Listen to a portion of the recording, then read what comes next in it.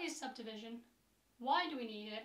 And how do we do it? These are the questions I'm going to try and answer over this series of sessions. So this section is really about the why do we subdivide question that we set out at the beginning of this series. Why?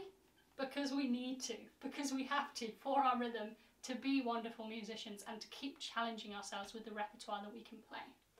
So we've done a little bit of the how we subdivide. Hopefully you're feeling a bit more confident and you're going to go and keep practicing those techniques on your instrument as well. But I thought we could have a little taster of the sort of piece or sort of music where you might need these skills. Okay, so we've got some subdivision sight reading examples for us to work on, but we're not just going to dive straight in. We're going to follow my top tips for subdivision, okay, and for tackling a new piece. So here's our first line. You can see it up on your screen now. My very first tip before you get anywhere near your instrument is you're going to clap the rhythms and you're going to say the rhythms, okay? Because by vocalizing it, you're really going to internalize it. There's nothing like saying it to make it really sink into your body.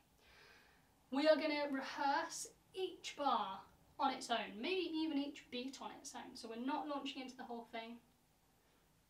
Then we're going to be joining the bars together, but we're going to be thinking about the rhythms that come next, like we did earlier, like we did when we were using the tree of subdivision, so preempting those rhythms that are coming, and also use the rests, use the long notes to do that. So you'll see in these exercises I've put in rests, I've put in minims, I've put in crotchets. Use those to think about the rhythms that are coming next.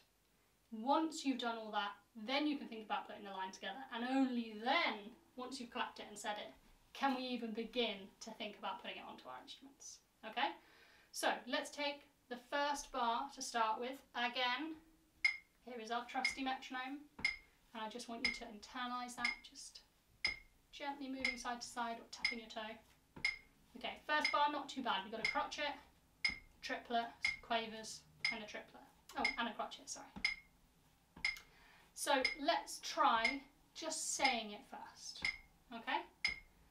1, 2, 3, 4. 1, triplet, 3 and 4. Brilliant. And I'm even using that first crotchet to think about the triplets, okay? So I'm maybe even thinking triplets in the counting. Wiggly, wiggly, wiggly, wiggly, 1, wiggly, 3 and 4. Those quavers are going to feel like pulling them back a bit. Okay, second bar. We've got some semi-quavers, then a crotchet, to use that crotchet, a 5 and then a crotchet. So I'm going to use the crotchet at the end of the first bar to think of my semi-quavers. Then I'm going to use the crotchet on the second beat of the second bar to think of my 5s. Does that make sense? Let's give that a go. We'll count ourselves in, thinking of the semi-quavers because that's the rhythm we're playing first. 1 E and a 2 E and a 3 E and a 4 E and a 1 E and a 2. Hippopotamus 4. Brilliant. Okay, let's do that again. Let's try clapping it, and I'm going to shout out where I'm preempting, where I'm thinking about the next subdivision. Just that second bar. 1 E and a 2 E and a 3 E and a 4 E and a 1 E and a hippopotamus, hippopotamus 4.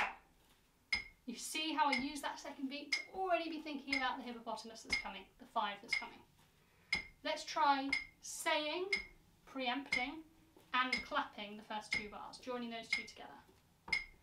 Wiggly, wiggly, wiggly, wiggly, wiggly, wiggly, 3 and 4 E and a 1 E and a hippopotamus, hippopotamus 4.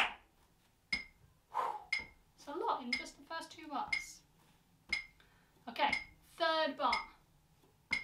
We've got that rest. We're going to use that rest to think about our 6 triplet. Okay, and then after that, we're going to use the crotchet to think about the semi-quavers. So let's just say those rhythms first. I'm going to say the preempted subdivisions as well. So on those crotchets and on those rests, I'm going to say the next rhythm that's happening. Okay, give ourselves a whole bar count in. Here we go. Wiggly, wiggly, wiggly, wiggly, wiggly, wiggly, wiggly, wiggly, wiggly, wiggly, wiggly, wiggly, 3 E and a 4 E and. You see how how precise you can be when you do that. There's no guesswork. Okay, let's clap it and just say the subdivisions and the preempting. Okay, whole bar in. Here we go. Wiggly, wiggly, wiggly, wiggly, wiggly, wiggly, wiggly, wiggly, wiggly, wiggly. 3 and a 4 and. Yes! Doesn't that feel good? Knowing that you're bang in the right place. The last bar, oh, I've been quite nice. We're staying in semiquaver land. So even when you have that dotted quaver and that crotchet, I still want you to keep thinking about semiquavers so that that beat 3 is bang in the right place. Okay, let's try that last bar, counting ourselves in. Let's just say it first. 1 E and a 2 E and a 3 E and a 4 E and a 1 E and 2, 3 E and a 4. Fantastic. Let's try clapping it and saying it. 1 E and a 2 E and a 3 E and a 4 E and a 1 E and a 2 E and a 3 E and a 4. Brilliant. Let's put the third and the fourth bar together. Saying the subdivisions, clapping the rhythms. Wiggly, wiggly, wiggly, wiggly, wiggly, wiggly, wiggly, wiggly, wiggly, wiggly, wiggly, wiggly, 3 E and a 4 E and a 1 E and a 2 E and a 3 E and a 4. Can you feel how good that is to be right in the pocket, right in the right place? Okay, big deep breath. Keep that pulse going. Do you think we could put that whole first line together? Let's give it a try. Whole first line together. Thinking of triplets before we start. Wiggly, wiggly, wiggly, wiggly, wiggly, wiggly, 3 and 4 E and a 1 E and a 2 and hippopotamus 4 E and a wiggly, wiggly, wiggly, wiggly, 2 E and a 4 E and a 1 E and a 2 E and a 3 E and a 4. Brilliant. Give yourself a pat on the back.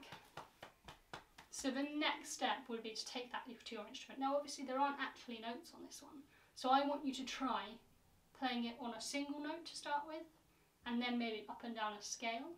Maybe try making up, improvise your own notes to it. And you have got 5 more of these exercises in my resources pack that's attached to this video. So go away and try those next 5 following the same tips. So saying it first, clapping it, rehearse each bar alone, think about how you can preempt the next rhythm, join it 2 bars together at a time, then the whole thing, then move it to your instrument. Really, really well done. Hopefully you're feeling really nice and secure now for your subdivision, and this is something you're going to keep working on for your whole musical life. It's something I still work on today, and it's really good fun, it's really satisfying, and it's really useful.